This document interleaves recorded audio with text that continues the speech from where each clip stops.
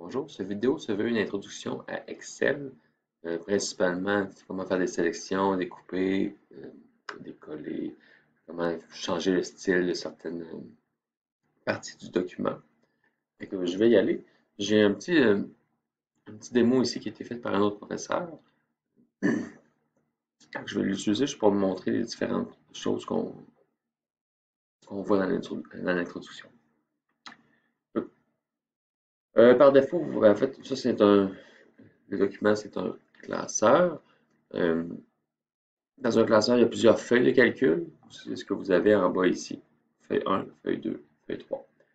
Euh, Dans mon cas, je n'ai pas besoin de feuille 2 ni de feuille 3. Ce que je vais faire, c'est bouton droit de la souris, supprimer. Bouton droit de la souris, supprimer ici. Feuille 1, mais ce serait bien qu'elle ait un autre nom que ça. Je peux cliquer dedans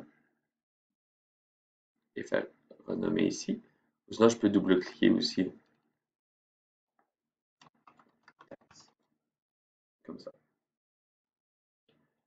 Il y a un concept de ligne. Une ligne, c'est comme ça ici. Une colonne, c'est comme ça ici.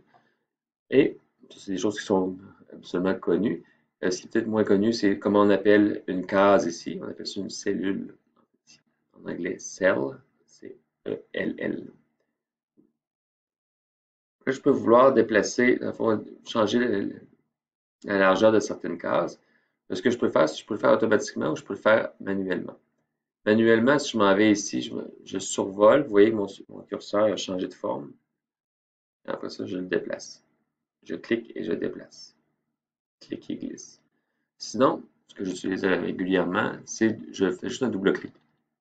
Et automatiquement, ça va s'ajuster à la bonne grandeur pour que tout le texte rentre dans la cellule.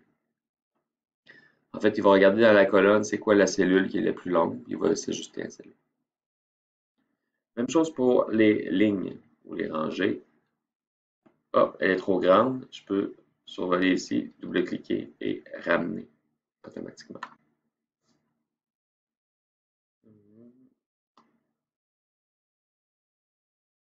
Je peux sélectionner plusieurs colonnes en cliquant et glissant. On clique, on tient et on glisse, comme ça. Ça me permet de faire des sélections. Même chose ici, comme ça ici. Ça va me permettre de pouvoir faire des insertions.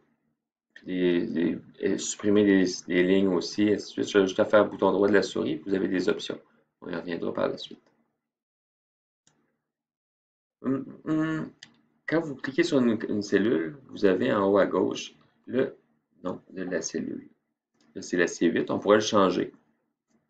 Moi, habituellement, je ne les change pas, mais vous pourriez le changer pour avoir un nom qui est plus représentatif. Ça fait en sorte que vos formules par la suite sont plus faciles à lire parce que quand on fait des formules, on va dire ben, un chiffre plus un chiffre fois un autre chiffre. Mais là, en ce moment, ça va être des numéros de cellules. Ça a moins de signification. On va sélectionner les cellules A6 à D16, comme ça ici.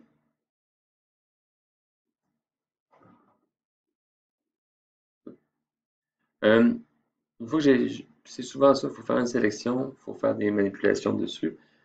J'ai fait une sélection et je vais mettre une bordure. C'est le petit symbole ici. Je m'en vais ici et je vais faire ici. Ça ne change rien au calcul dans le document, c'est vraiment plus pour de l'esthétisme. Rassembler les informations qui vont ensemble.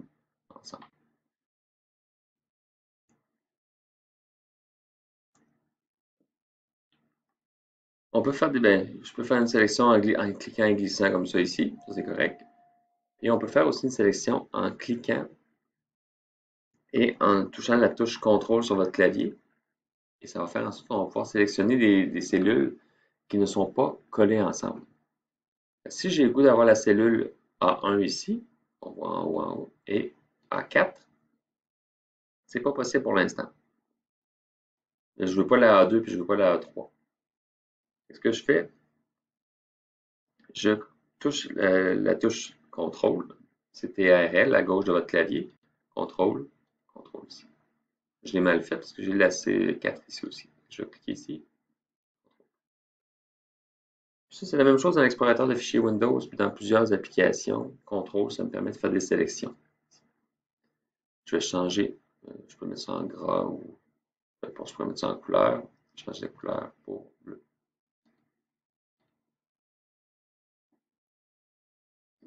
Et là, si j'arrive ici, on voit que le texte est noir entre les deux. Parce que j'ai seulement mis du style sur les deux cellules que j'ai choisies. Et, il y a différents formats de cellules, dans le fond, sur Excel. Puis le format de votre cellule va dépendre de ce que vous pouvez faire avec cette cellule-là par la suite dans vos calculs et pour l'affichage aussi.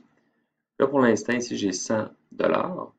C'est parce qu'il y a quelqu'un qui a cliqué sur le signe de dollar ici.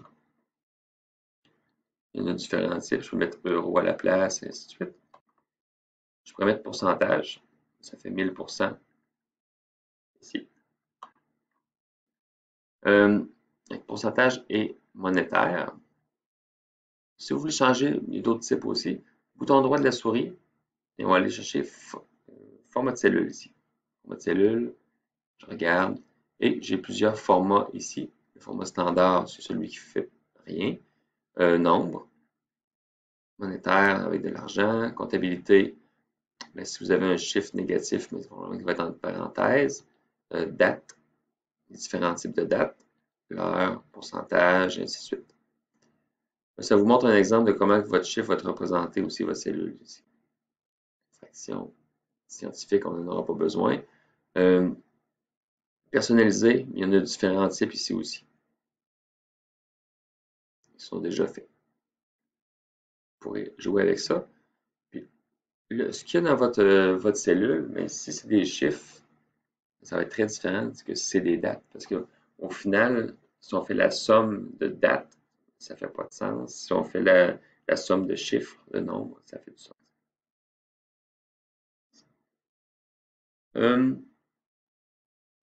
Tout ça, ce qui fait.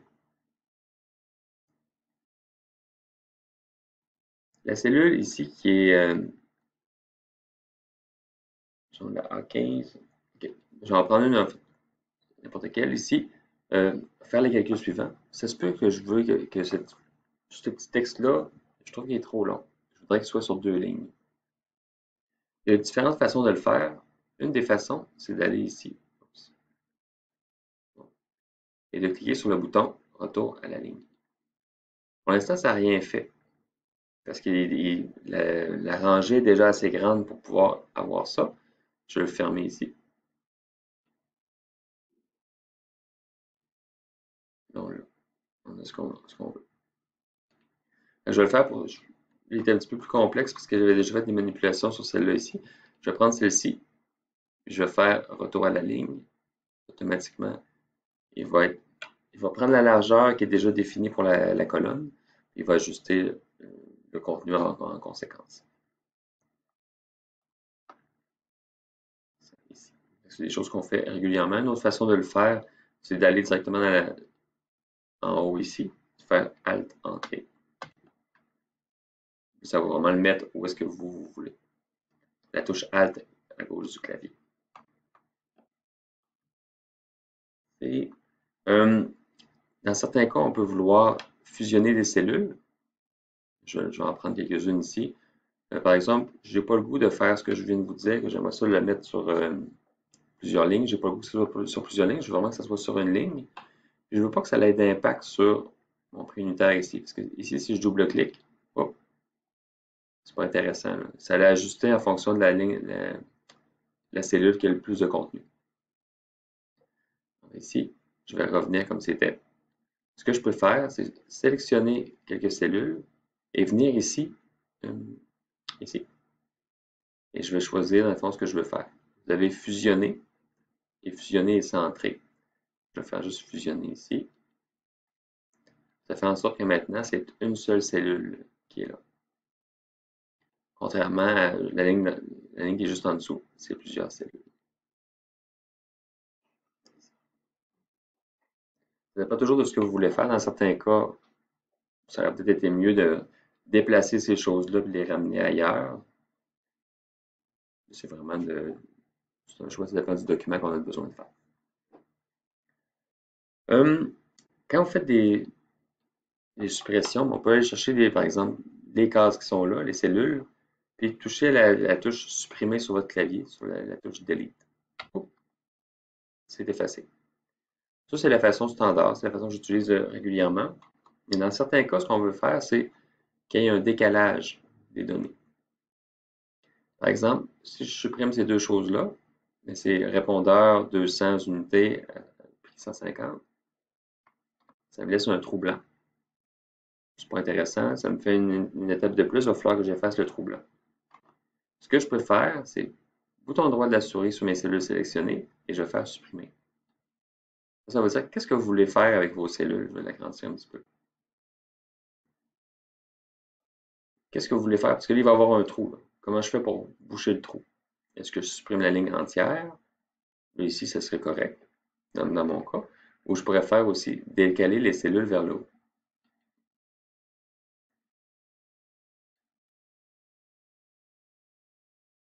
C'est ici. Là, j'ai eu un petit avertissement parce que ma cellule qui était fusionnée ici, ça a décalé par le haut ici aussi. Dans mon cas, c'est peut-être pas si intéressant que ça, la façon dont je l'ai fait. Euh, Sinon, vous pouvez faire juste supprimer la ligne aussi. Je sélectionne ma ligne, je clique dans le gris, bouton droit, supprimer, comme ça ici.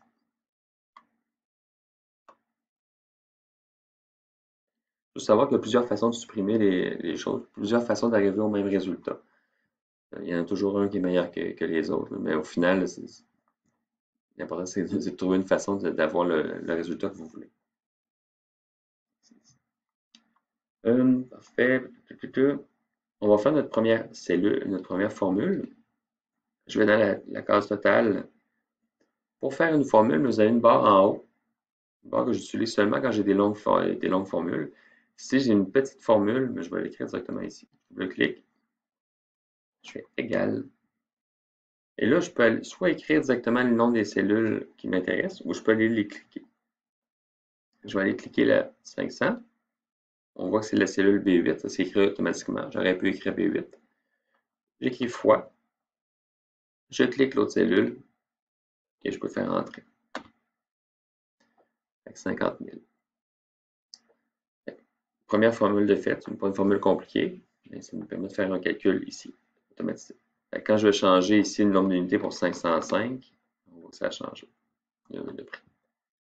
Là, je vais faire la même chose ici. Je vais cliquer ici, je fais un fois, je clique ici, je vais entrer. Avec 30 000. OK. Mais là, si j'avais une grosse facture avec 100 produits, j'ai pas le goût de le faire plusieurs fois. Qu'est-ce qu'on peut faire? C'est copier les formules. Vous avez un petit carré ici. Juste en bas, il est difficile à voir. Il y a un petit carré sur le coin droit bas. Ici. Je clique ça ici et je descends. Donc, automatiquement, la formule va être copiée. Ce qui est intéressant, c'est qu'elle n'est pas copiée de manière un peu niaiseuse. Ce n'est pas la même formule. Si on regarde ici, B8 fois C8, celle d'en dessous, c'est B9 fois C9. L'autre, c'est B10 fois C10. Avec Excel, il y a une certaine intelligence de copier et de décaler aussi en fonction du sens dans lequel je le copie. Si j'avais copié dans ce sens-là, ça aurait donné un autre résultat. Vous voyez ici que ça ne donne pas une bonne chose, mais ça fait C8 fois D8. Parfait. Vous pouvez tout annuler les changements que vous avez faits. C'est la même chose dans la majorité des logiciels. C'est CTRL-Z. CTRL-Z, si j'ai quelque chose que je ne suis pas content, pouf, je le remets. CTRL-Y pour revenir. Sinon, vous avez les symboles en haut ici. Je vous conseille quand même d'utiliser les raccourcis. C'est vraiment plus pratique que d'aller cliquer en haut ici.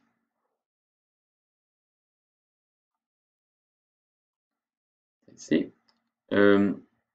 Le reste, c'est des calculs aussi. Je ne les ferai pas devant vous. C'est le même principe aussi. C'est de calculer, ça me prendrait le sous-total de ça. Voilà, en fait, je peux le faire bêtement ici. Ça, plus ça, plus ça. Je fais entrer. 88 000. Le rabais, mais le rabais va être sur le 88 000, c'est que je vais faire ça ici, fois 20%. Le total avant taxe, mais c'est un moins l'autre.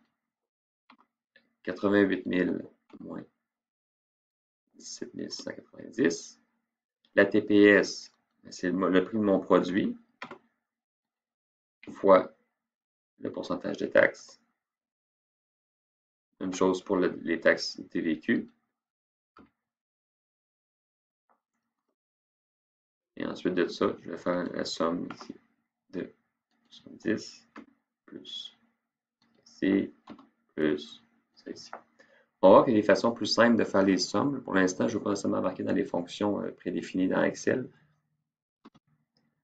Le total à payer, c'est ça. Ici. Good. Je pense que c'est pas mal tout pour la première partie. Là, il y a un petit symbole ici qui me dit qu'il y a quelque chose de bizarre avec ma formule. Je vais juste aller voir.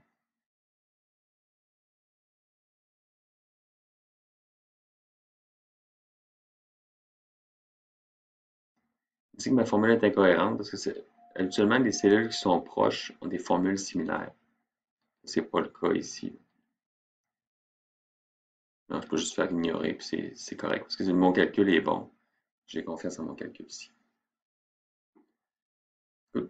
C'est vraiment l'introduction. Vous voyez, ça prend une feuille de calcul, on rentre des données dedans, on crée des formules dépendant de ce qu'on a besoin.